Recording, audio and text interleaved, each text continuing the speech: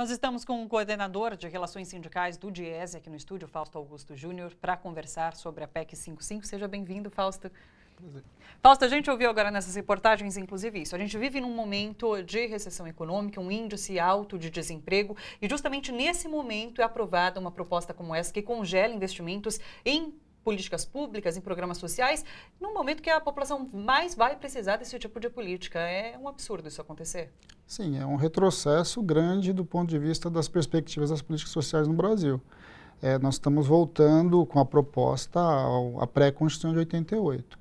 Tudo indica que o investimento nas políticas sociais, e não só nas políticas sociais, inclusive no próprio investimento do Estado para tentar retomar a economia, vai ser minimizado, né? Exatamente. Não querendo prever futuro, mas Sim. o que esperar agora em relação à economia do Brasil e como recuperar agora com essa proposta?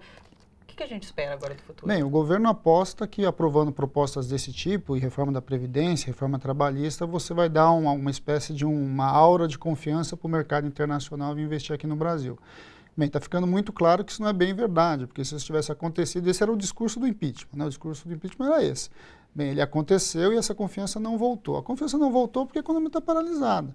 Enquanto a economia não voltar a rodar, ela não volta a crescer. E ela não volta a rodar sozinha. Se o Estado não fizer algo para tal, a economia não vai voltar a rodar.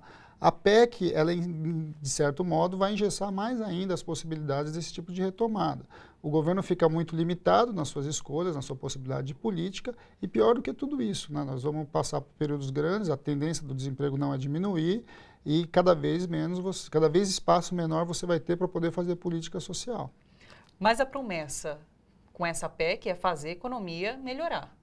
Então, essa é a ilusão que tem de se vender. Tem de se vender que simplesmente porque você congela os gastos públicos, o setor privado vai ocupar o papel do setor público no investimento, vai aumentar a taxa de investimento, a taxa de retorno e etc. Agora, o que está tudo indicado é que isso não é dado como realidade. Em especial no mercado internacional, né, que está em crise.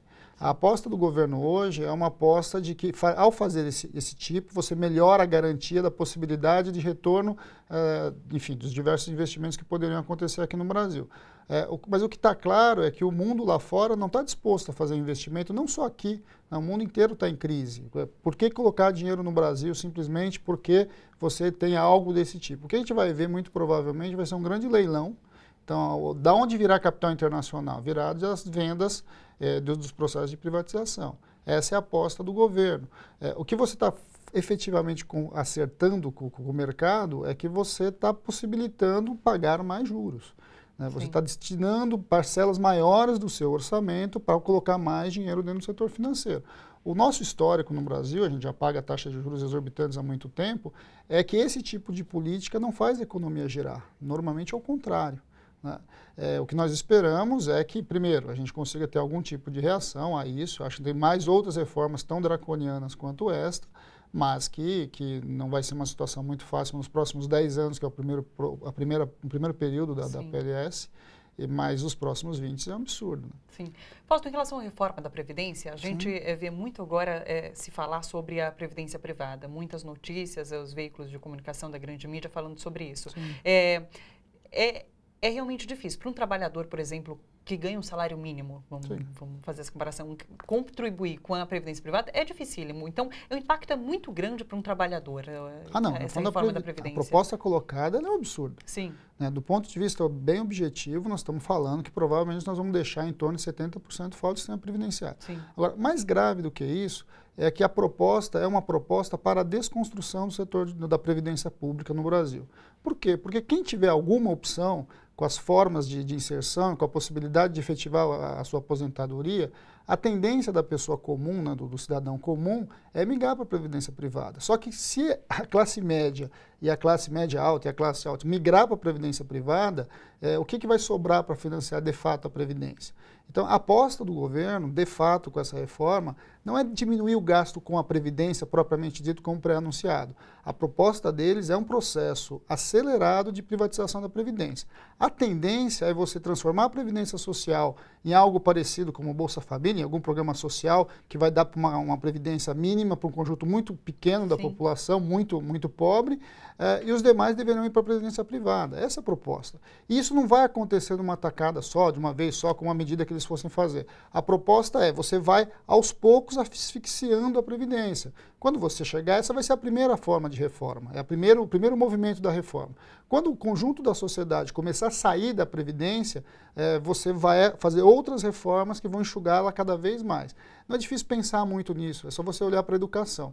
Conforme você foi piorando a qualidade da educação, a classe média foi saindo da educação pública e foi criando esse mundo enorme, esse mercado enorme da educação privada.